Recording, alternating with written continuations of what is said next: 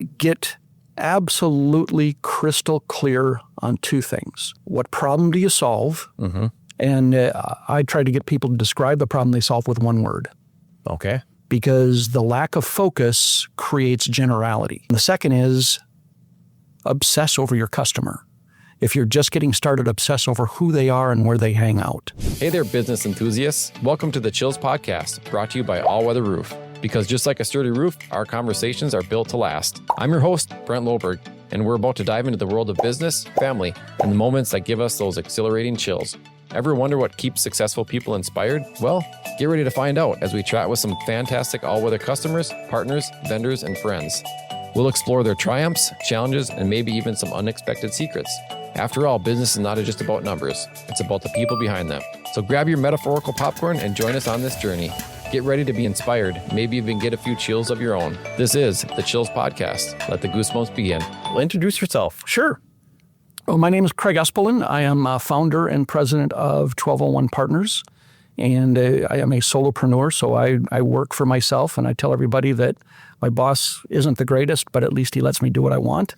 My main function with companies is I help them see over the horizon.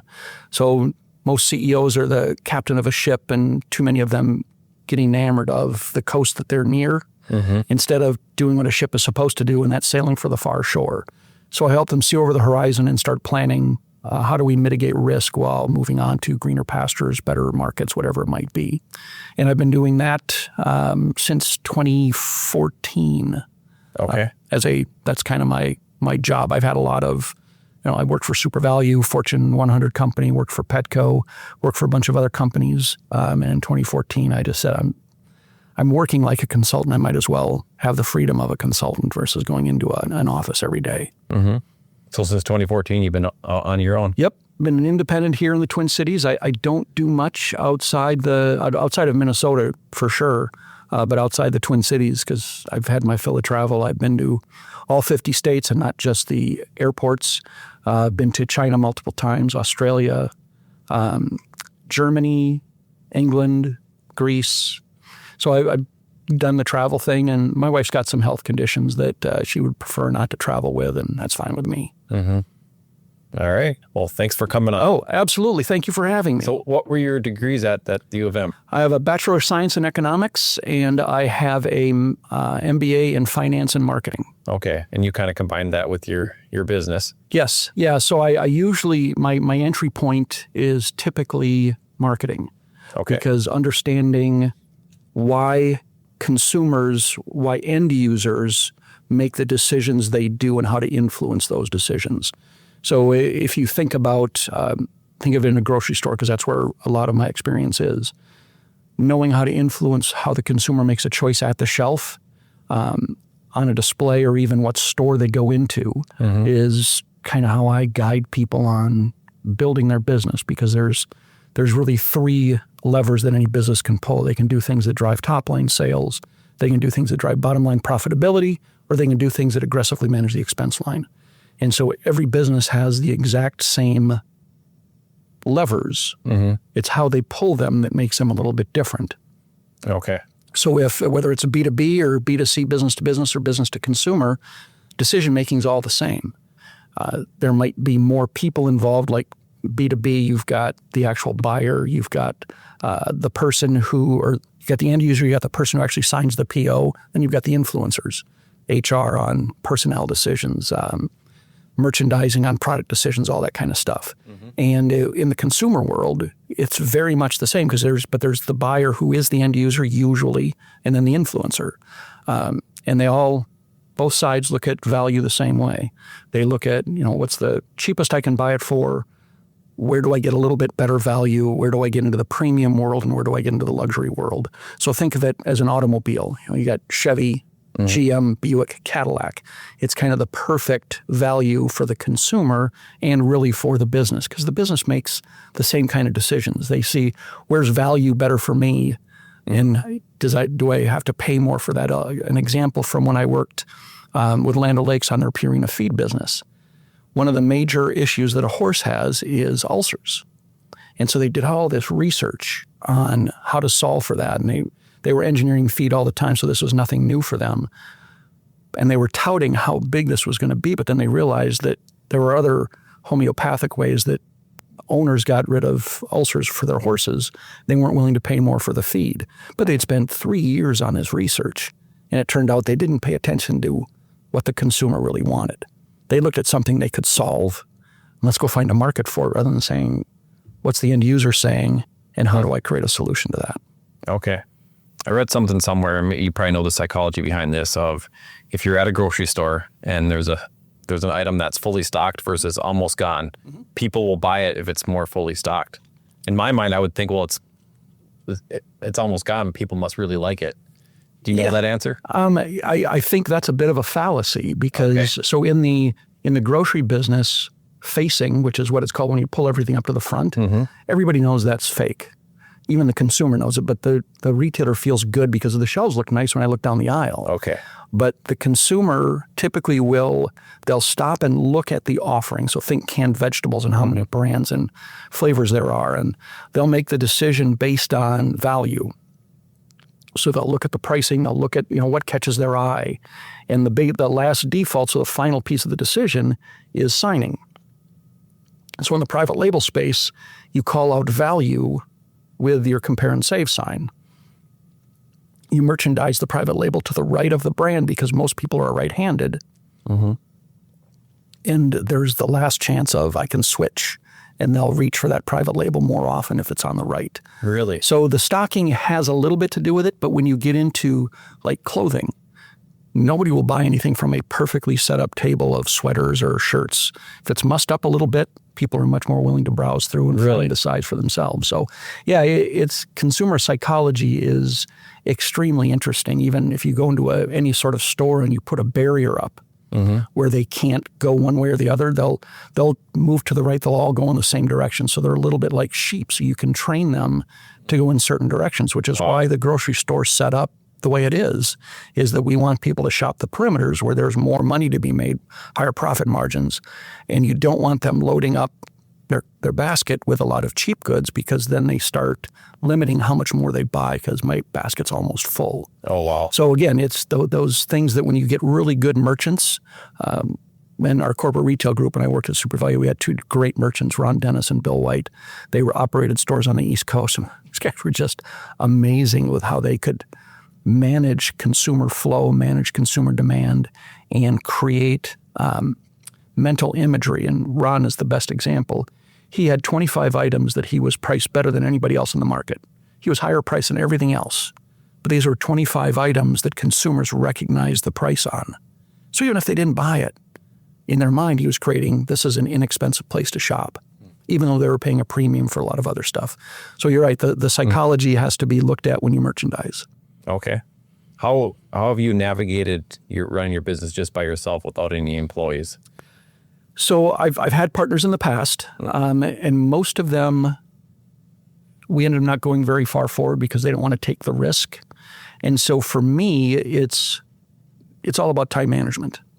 And coming out of a corporate world, I was a little bit lazy when I first started, because you work in corporate and you work an 8 to 10 hour day. And if you pare it all back, and so am I actually working? You're working about 5 or 6 hours, because the rest of it is water cooler talk, going from meeting to meeting, being in meetings where it's like, why am I in this meeting?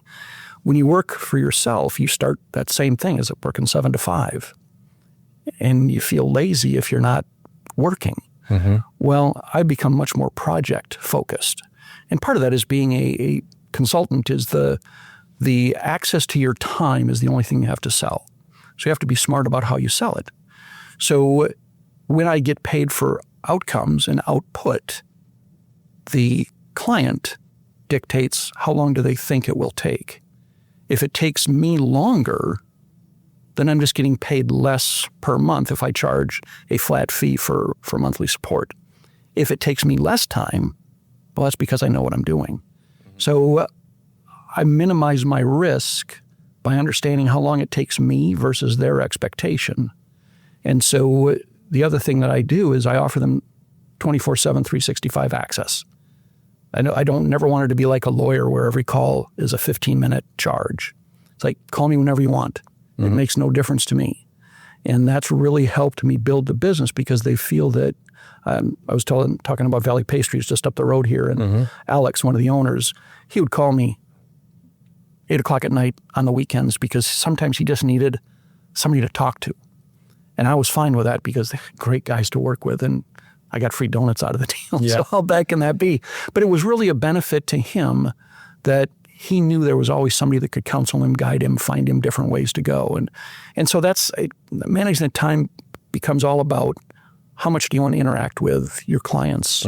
How much needs to be on site where they can touch and feel and know that you're right there versus what can I do in my own office at home and then deliver the results. Okay. What's your ideal customer? Oh boy. If I had that perfect answer, I would never have wanted for work. But the best way I can tell you is it's somebody in the food business. They are in the 50 to 75 million range because they can afford an external consultant. And they've had the same approach for the last 5 to 7 years. And then the true bonus is when they brought in a new C-level person or a new leader of one of the functions that realizes that change needs to be made. Because as a consultant, I can come in, I can ask all the hard questions, and I don't damage any of the incoming relationships the new person's trying to build. I can break a lot of stuff and fix it and leave them with, gosh, that guy was a jerk, but man, he helped us do a lot of good things. Because I'm only going to be there, 3 to 9 months if I'm doing my job right. I've never been one of those consultants that I don't want to be a fractional. I don't want to work for 18 to 24 months for one customer and just do the daily function. That's not, I did that in the corporate world. Yeah. Don't want to do that anymore. So, and I tell the people that this is how long things are going to take. And usually it's no more than 9 months. Now, I've my clients today, I've got a couple of longer term projects because they need to completely shift how they're going to market. And so it's getting people ready for that while we deliver results on some short-term things as we lay in the long-term plans. Okay. So you started in 2014. Tell a good story how you've helped a customer, one of your favorite stories, how you've helped one of your clients. Oh, boy. Well, Valley Pastries is probably a really great local example. So 2 guys that bought the business from an old couple that had just worn themselves out running the business. One of the partners is what I call a legacy businessman. He wants to grow and expand. The other is a lifestyle business, means he wants to work the same and just make more money. So he's not worried about expansion and growth, just wants to maximize what's there. So when you balance those 2 needs and are building one entity going forward, it's giving them the tools to do all the things necessary. So it took me 9 months because they remodeled. They took over the store next door, gutted everything, remodeled. And I managed that project, plus built them a marketing plan and kind of gave them the tools to expand their business. And they've always wrestled with, do we go with 1 store or 2 or 3? In the retail world, 1 store is great. 2 stores will break your back, and 3 stores is where you start to actually see the benefits. Because with 2 stores, you have to manage them day to day. You're not making enough to say, I'm going to hire managers.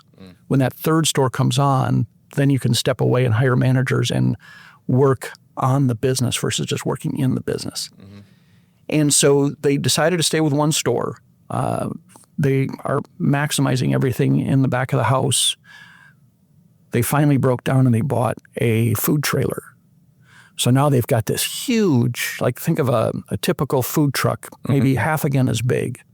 And they're going to use it to go to the state fair and to different events where they can transport the donut shop and the recipes anywhere they want to go. Okay. And for me, that was just a great step to get them to take, because for Alex, the legacy guy, now they can expand the brand and get it out from the Medicine Lake Road location.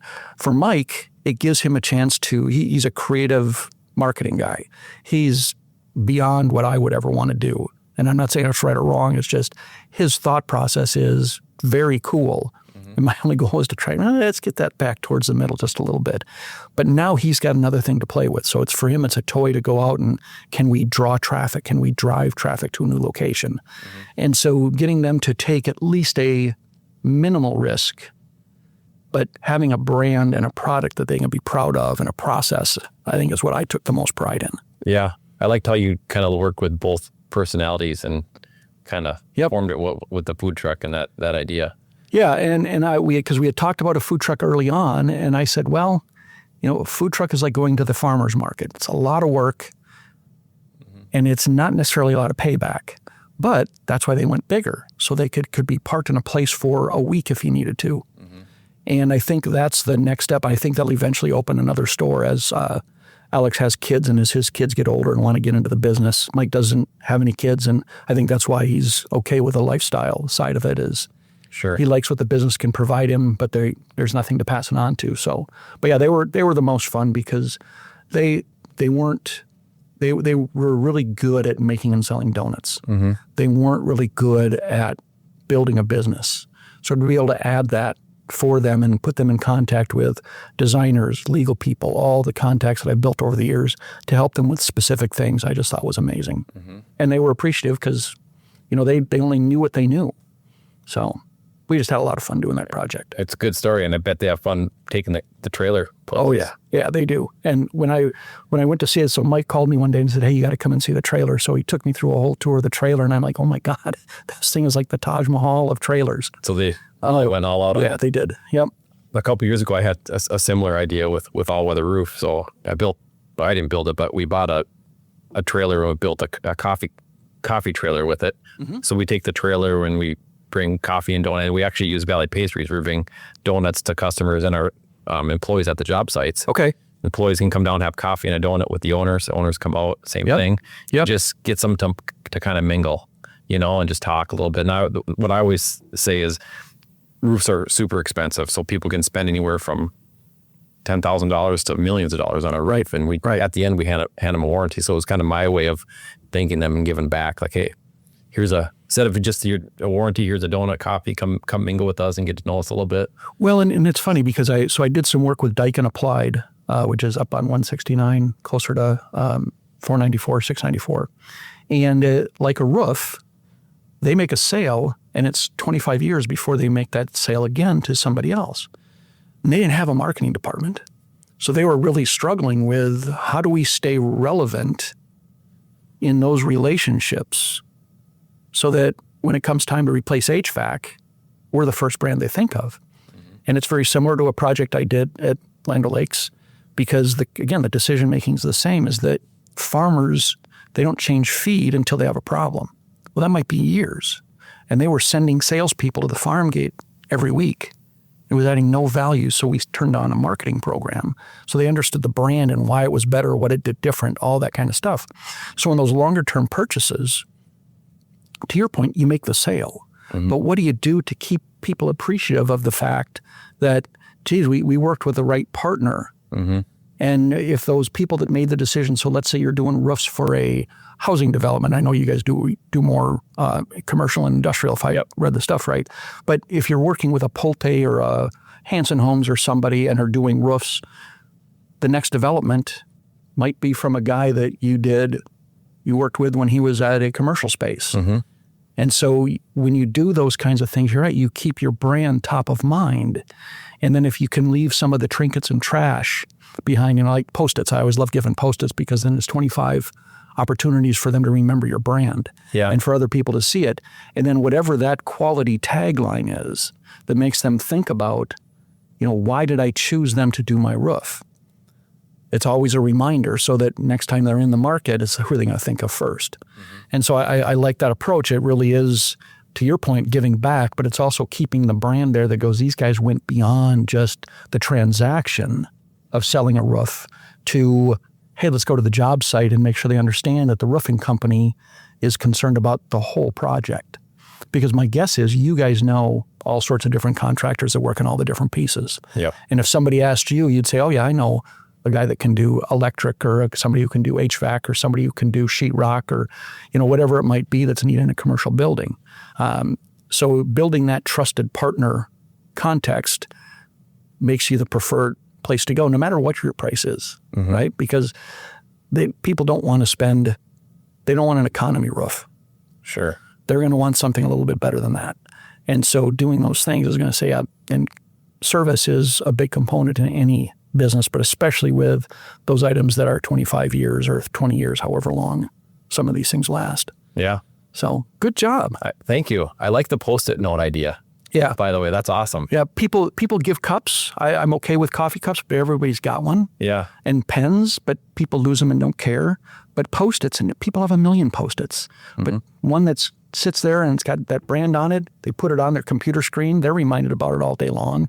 They write a note for their coworker, put it on their screen. They see it all day long. So I've always loved those things that can be used again and again. We even did some like lens cleaners, the wipes that were branded, because people love those things. They need them everywhere. Yeah. And having a brand on it's like, oh yeah, I remember those guys. Yeah, I like that. Yeah. I just thought of a good idea, actually. Okay. How about a coaster that's like a Post-it, but every day is like a new coaster. You peel it off. Oh, there you go. There you go. Share with the audience a tidbit of advice for entrepreneurship. Sure. Getting started you started your own business. Yep. Get absolutely crystal clear on two things. What problem do you solve? And I try to get people to describe the problem they solve with one word. Okay. Because the lack of focus creates generality. And then when you tell your story, people go, well, that doesn't apply to me. So when you can get very focused and tell that tale, people that aren't in your sweet spot, like I said, mainly CPG, but I work with companies in technology. I work with pet companies. I work with not-for-profits. I work with a lot of different companies, but they all got introduced to me because it connected to CPG. And then the second is obsess over your customer. If you're just getting started, obsess over who they are and where they hang out.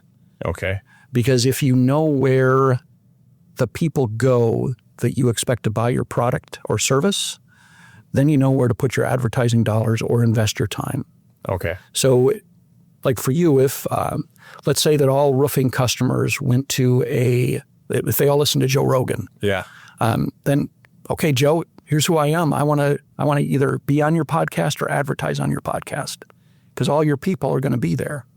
So, and I teach them to do it locally because clearly Joe Rogan would be a little bit more expensive than most advertising would have. But think of all the Facebook groups, think of all the YouTube channels where people that are interested in roofs might go. And a friend of mine, a guy named John Anderson, who used to be with Channel 4 and did a lot of he was a producer for Channel 4. And now he's an independent and he works with emerging companies to build their brand awareness through video. So he was talking today about how much he likes to fish. And it's a great analogy because I like to fish where the fish are. So what we were talking about is we'll find out where the fish are, then you go fish there. So anytime you can identify where your customers hang out, like with the donuts, insert yourself. For sure. So yeah, it's understand the problem because then you'll know how your solution applies and obsess over who those customers are. What's your one word? It is, now I'm thinking about it because I have it written down, so I don't have to remember it. Golly. And if it's... I'm going to say it's innovation, but that's not it, but because there's a word that's a blend of focus and innovation. One of the things that sucks about getting older is finding the right word that you absolutely need right now. Sure. It's not as easy as it used to be, but it's, and part of it's, we talked about the vision part, the ability to see over the event horizon. And that's what it relates to. So it's all about that focus. Okay. I like it. All right. So the name of the podcast is called The Chills. Okay. Not the chills in like a scary way, but the chills in like that feel good that make the hair stand up on the back of your neck or on your arm. So what about your job or your entrepreneur journey gives you the chills? Story or just it could be anything? Yeah. So there's two. So I've built a pretty good network, but there's a guy named Paul Taylor, and Paul used to work for International Multifoods. And Paul's in his 80s now, and he's been a mentor of mine for a number of years. And I get the chills every time he sends me an email and says, hey, I got a guy you should talk to. Because it's somebody he's met, and he is a master networker. And I only get business from about 10% of them. But the fact that there's somebody out there that thinks enough of me to say, you got to meet this guy. And then the second is when I'm working with a client, and most clients kind of drive their business by looking in the rearview mirror. They're very attached to the way things used to be. When I finally get them to look forward and get the aha moment of now I can see the future clearly or the potential future clearly, That's what gives me chills, because it's like, okay, I'm doing what I need to do. And they're reacting to it versus, no, I'm going to hold on. And again, back to the ship, that's the anchor chain that keeps them tied to the dock. Yeah. It's like, let go of that and let's look towards the horizon. Okay. Very cool. You got any hobbies? I do. So I'm a bit of a wine, I won't say connoisseur or snob, because I'm not really that, but I'm a student of wine. Okay. And so I try and learn about the different types of wine. I've got, obviously, my anchor is the ones that I've had and really enjoy. But it's helping others understand wine and pairing wine with food, and being able to match at a restaurant a single wine with a set of different dishes. I always really enjoy that. And then I'm a passionate golfer. I'm not as good as I used to be, but then I'm not as young as I used to be either. But we have I play in a Tuesday league with a friend of mine from the neighborhood, and then our neighborhood has a Thursday men's group that we play at courses around the Corcoran area. Okay. So, and I still follow quite a bit of golf. Don't watch as much on TV as I used to, except for the majors. I take the days off when the Masters is on, because that to me is the official start of spring, whether spring has come or not here in Minnesota. Sure. Are you familiar with Gary Vaynerchuk? Yeah. He kind of got started in his dad's liquor store as a wine business, and he started this wine library TV. Yep. Yeah, I've seen some of those episodes, and Vaynerchuk is a very interesting guy, because he is opinionated. And, when you get to that point where you can share it and not worry about it, I aspire to that someday. Yeah, for sure. So are you a red or are you a white wine guy? So it really depends. As we get closer to summer, I shift from heavier reds to lighter reds into whites. But I love them all. And there's a couple, I don't understand Malbec. I don't understand Pinot Grigio, because there's other varietals that I think are better than both of those. Okay. I've had really good Malbecs, but in general, to me, they just kind of taste like dirt. Okay. But that's just me. And then the Pinot Grigios they're vanilla. They're just so plain. Okay. So. You got any favorites? I do. And one of them, I'll give you a couple of stories. My first expensive bottle of wine that I ever bought was from a vineyard called Lancaster, which is in Sonoma County. And so I've had a love affair with Lancaster for probably 25 years. Okay. And when we lived in California, coming out of 2008, there was a lot of economic unrest, which meant a lot of the good wineries were discounting their wines because they were full and nobody was buying high-end wines right then. So I was able to be a member of their wine club, even though it's really expensive, for 3 years. And so I have a vertical and horizontal of 05, 06, 07 of their 3 varieties. Okay. And so they're still amongst my favorite. My absolute favorite is Franciscan Magnificat, and Franciscan got sold a couple years ago, and they don't make Magnificat anymore. But when we bought our first condo, we got 2 cases of 1998 Magnificat, which was just an astonishing year, and it had all the things I like about wine. A little bit of a leather backdrop, some spice, and then a little bit of fruit. And it went with everything. So it was heavy enough to be good with a steak, but, with like shellfish and barbecue, it was just a great wine. And I don't have any 98, but I have a few years left. Okay. So, and then I'm a big Syrah guy, but again, good Syrahs are a little more expensive than my pocketbook can always afford, but I have 3 different varieties of an 06 Syrah. And I bought 6 bottles of each. A friend of mine and I split a case. And the first year, we got them in 2009. And the first year they were terrible. They were so tight, and they tasted green, like if you were chewing on a green stick from a tree. Now they're astonishing. I only have 2 bottles of each left. So every couple of years I open one where are they now? Where are they now? So now they're ready to drink. So I have to start drinking some of those because they're starting to get to the end of their useful life. Sure. How long can it sit on the shelf? So if it's taken care of properly, which means you keep the cork wet and you keep the temperature kind of below a certain threshold, Cabs and Syrahs and Bordeaux's, some of the Italians like Barolos, 20, 25, 30 years. Oh, wow. There's a white wine. It is Beringer Private Reserve Chardonnay. Okay. Now, if you like oaky, buttery Chardonnays, buy this, but hold it for 5 years.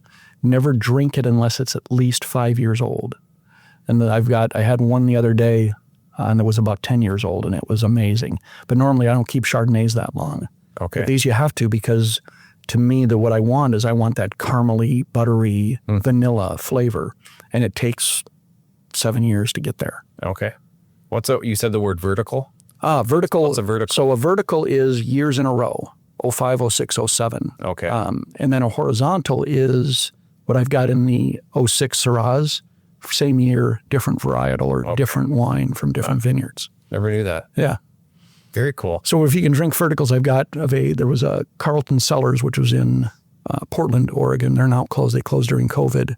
I have 13, 14, 15 vertical and horizontal of their two, their Yamhill Cuvée and their Rhodes End Pinot Noirs. And those definitely need to be, start to be consumed, because Pinot's over 10 years old. They still are really good. They just get a little brown around the edges. So they're starting to turn over the top. So what kind of occasion makes you open a bottle of wine you've been waiting for? So have you ever seen the movie Sideways? Don't think so. Okay. So Paul Giamatti is the main character, and he's exploring wine with Virginia Madsen, and she asked, do you have any wines that you're holding on to? And whatever it is, it's a Chateau, it's French Bordeaux. And she says, what are you waiting for? And he says, well, I'm waiting for a special occasion. And she says, any day you open that will be a special occasion. So there's two things that I tend to wait on. We have some friends, Gary and Terry Meyer. We have dinner with them every month, our house, their house, out. And usually when they come over, then I'll open some of those good wines. And then a friend of mine, Mike Jadrich, that I worked with at Super Value many, many years ago, he and I have had some really fine wines together. So he's the other person. When we get together with he and Julie, then they'll open some of those and talk smart. Very fun. Yeah, I like it. It actually is. So, but there, you make memories with those kind of wines, and you want to share those with people that mean something. Yeah, I like it. How do people get in touch with you? Well, you can give me a call on my cell phone, 612-845-0064.